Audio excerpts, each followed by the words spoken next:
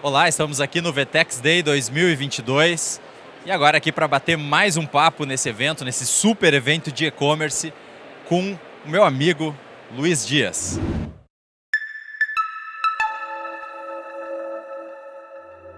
Luiz Dias é diretor de softwares da Cadastra e é também consultor de e-commerce parceiro da MeioBiz. Então, Luiz, queria te dar as boas-vindas aqui ao nosso stand, ao evento. E queria que você começasse apresentando um pouco, explicando o que você faz aí na parte de consultoria para e-commerce hoje, aqui em nível nacional. Legal. Primeiro, é um prazer estar aqui no VTEX Day, é um prazer estar aqui no stand da MeioBiz, agradeço demais o convite. E o que eu faço basicamente, eu sou um lojista, eu sou um varejista, eu me tornei consultor pelo fato de eu ter sido varejista. Eu gerenciei 4 lojas virtuais grandes e hoje eu tento trazer essa experiência para os lojistas que querem vender mais e melhor, né? Vender o máximo e investindo o mínimo, aquilo que eu falo. E como a gente pode fazer isso? Saindo do conjunto de boas práticas, né? A gente vem num evento como esse, a gente sai extasiado, né? A gente quer fazer tudo ao mesmo tempo agora. E aí eu sempre digo que a gente tem que sair um pouco do conjunto de boas práticas e conseguir conectar a nossa meta de faturamento a um plano de ação de verdade. Quer dizer, o que o lojista precisa fazer para vender aquilo que ele quer vender online? Exatamente, trazer para o tangível, né? Para o mensurável, né, cara? Se não dá para ficar só na ideia, no objetivo macro, né?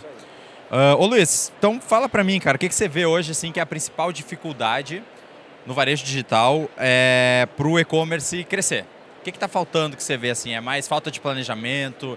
É falta de conhecimento? Teve a pandemia aí que fez um monte de gente entrar correndo no e-commerce, né, sem se planejar direito? Ou é falta de investimento? É falta de grana? O que você vê que é a maior entrave, a maior dificuldade hoje no varejo? A gente já é meio dinossauro no e-commerce, né, Vini?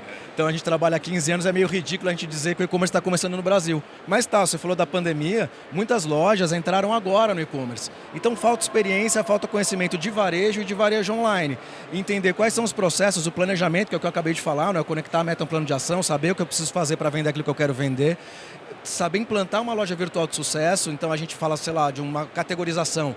Na loja física, a categorização é aquilo que sai na etiqueta do produto. Então é meio imperceptível para o consumidor. No e-commerce, ele define toda a navegação de uma loja virtual, define toda a indexação de uma loja virtual. O layout de uma loja virtual, melhor dizendo, um layout de uma loja física, né? Tem muito a ver com estética, tem muito a ver com a proposta da marca, com os valores da marca. O layout no varejo online ele tem a ver com a atração de tráfego, tem a ver com quantos % desse tráfego eu transformo em pedido, tem a ver com o valor médio de cada pedido. Então, apesar de ser uma peça estética, ele tem muito a ver também com a minha performance. Então, no momento da implantação, ele é tão importante quanto o planejamento, tão importante quanto a gestão. Então, nesse tripé, vamos chamar assim, de planejamento, de implantação e de gestão, estão os 3 maiores desafios de uma loja virtual de sucesso, na minha opinião. Boa, muito bom. E a gente vê que talvez o planejamento é onde mais a gente viu dificuldade no e-commerce pequeno, que teve que começar, principalmente na pandemia, né? Saiu do físico, teve que entrar às pressas e muitas vezes planejar foi a maior dificuldade, né? Eu posso até acrescentar isso. A palavra planejamento é uma palavra gasta. Parece que quando tudo dá errado, seu time perdeu, aí vem lá o repórter, faltou planejamento. Mas o que é o planejamento de um e-commerce na prática, né? Então, a partir do faturamento, a gente tem índices de performance, aprovação de pagamento, valor médio do pedido, taxa de conversão, determinar a quantidade de tráfego. Quantas visitas eu preciso na minha loja? E a partir da quantidade de visitas, aonde eu vou atrair essas visitas? Eu tenho o tráfego direto, eu tenho o SEO, que é a indexação no Google, onde entra MeioBiz, quantos % desse tráfego eu vou conseguir através do e-mail marketing? Qual é o tamanho da base, com que taxa de abertura, com que taxa de clique? Então, planejamento, vou repetir acho que pela 3ª vez, mas o planejamento é o conectar a meta a um plano de ação de verdade. O que eu vou fazer para atrair o tráfego necessário para vender o que eu quero vender? Exatamente, muito bom. Luiz, agora falando especificamente de marketing, né? Marketing para e-commerce. Como você vê a importância do e-commerce trabalhar o seu próprio público, a sua própria audiência, para gerar mais recompra e mais retenção, né? Reter esse cliente, já que a gente vê que muito e-commerce foca muito na aquisição, né? Investe muito em mídia, tráfego, ok, todos os e-commerce precisam, mas como que você vê a importância de fazer retenção hoje no e-commerce? Exatamente isso. Um e-commerce, quando ele se lança, ele acaba sendo muito dependente do tráfego pago, né? Então, eu falei agora de descobrir quantas visitas eu preciso para vender o que eu quero vender. Quantos % desse tráfego eu tenho que comprar? Eu tenho que pagar lá para o Google, eu tenho que pagar lá para as ferramentas do Facebook. Isso é caro. Mesmo que dê lucro, e normalmente dá, acaba sendo caro. Então, parte do nosso trabalho é migrar esse tráfego para os tráfegos que eu chamo orgânicos, né? Os tráfegos que a gente não paga pelo clique. Então, é o tráfego direto, o SEO, o e-mail marketing e o referral, os links de referência que a gente pode, via, sei lá, assessoria de imprensa, via conteúdo de qualidade, publicar pela internet, publicar pelos blogs, pelos sites, pelos portais. Então, administrar de uma maneira tão eficiente ou tão inteligente quando a gente administra o tráfego pago, administrar essas 4 origens. Vou repetir: direto, SEO, e-mail marketing e referral.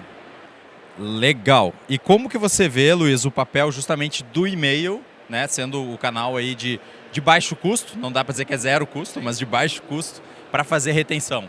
Todo ano a gente está acostumado a ouvir que o e-mail morreu, né? Todo mundo mata o e-mail uma vez por ano no mínimo, né? Todo ano. Como é que você vê isso? Como que o e-mail se encaixa nesse foco de recompra e de retenção? O e-mail ele dá tão certo, ele é tão importante numa estratégia de gestão que a gente não mede ele nem pelo ROI, nem pelo retorno de investimento, que é covardia, comparar o e-mail com outras mídias. Né? A gente mede pelo percentual. Eu costumo dizer que, no mínimo, o e-mail marketing tem que representar 10% do tráfego de uma loja virtual. Ideal, 15%. Então, 15% daquele tráfego que a gente planejou lá atrás tem que ser através do e-mail. Como é que a gente constrói isso? Estratégia de e-mail marketing não é mandar o e-mail. Não é mandar todo dia ou mandar uma vez por semana. É construir a base. Então, eu tenho um investimento lá no meu tráfego pago, eu tenho que ter um investimento na construção de uma base ativa. Tem 1 milhão de maneiras que a gente pode falar aqui por horas de como construir uma base.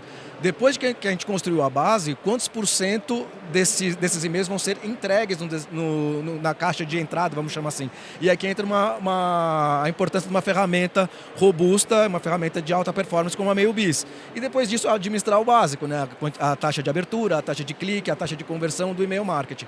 Mas o e-mail marketing ele é tão importante que a gente mede por percentual e não por ROI. Então, você que está assistindo aí, pelo menos 10%. Se 10% da tua receita não está vindo do e-mail marketing, está fazendo uma coisa errada, conversa com esse cara aqui que a tua estratégia de e-mail vai ser um sucesso. Idealmente, a partir de 15%. Boa, Luiz, boa. E a gente vê como o e-mail é um canal de conversão acima da média do e-commerce. Às vezes o tráfego é 10%, mas a receita é 15%. Exatamente. É muito comum, quando eu faço os meus diagnósticos, que é um produto que eu trabalho na minha consultoria, um deles é pegar lá os 7 indicadores de performance, né? Visita, conversão, pedidos, ticket médio, valor captado, aprovação de pagamento, faturamento, e fatiar ele em diversas facetas, né? Em diversos recortes. Um deles é a origem de tráfego. Aí é muito comum a gente ver o e-mail marketing lá pequenininho, né, 5% do tráfego. Só que enquanto tráfego pago está lá dando uma conversão de 1,2, 1,3, o e-mail marketing está dando conversão de 7%, de 8%, de 9%. Isso significa que o e-mail mata a mídia paga? Não, elas são complementares. O objetivo é sempre trazer mais qualidade para a mídia paga, quer dizer, mais conversão, mais valor médio para a mídia paga e mais volume para o e-mail marketing. E aí, repito, como é que a gente vai trazer mais volume para o e-mail marketing? Através de ter um plano consistente para não adicionar novos leads, né, novos e-mails na minha base de maneira ocasional, de maneira orgânica. Ser ativo, ser protagonista na minha estratégia de marketing, cadastrar novos e-mails, não só lá na caixinha ali que está no pop-up, que tem no layout, ou ali na caixinha que a gente deixa no layout da loja virtual. Tem uma estratégia robusta e consistente para cadastrar novos e-mails de maneira cíclica e sistemática, porque isso vai responder com certeza no ROI geral da tua loja, porque quanto mais o e-mail participar, maior vai ser o teu retorno sobre o investimento geral. Boa, exatamente, Luiz. Muito bom. Para finalizar aqui esse nosso papo, o que você diria que são as tendências aí no e-commerce em 2022? O que você vê que está sendo necessário se trabalhar com foco esse ano, para os próximos anos? É metaverso ou é a gente pensar no beabá, no feijão com arroz que precisa ser bem feito? Como é que você enxerga aí as tendências para esses próximos anos? Eu sou um cara do pé no chão, né? Eu comecei no e-commerce. Eu era web designer quando entrei no e-commerce. Virei gestor quase há 15 anos atrás, quase por um acidente ali no contexto da loja que eu trabalhava.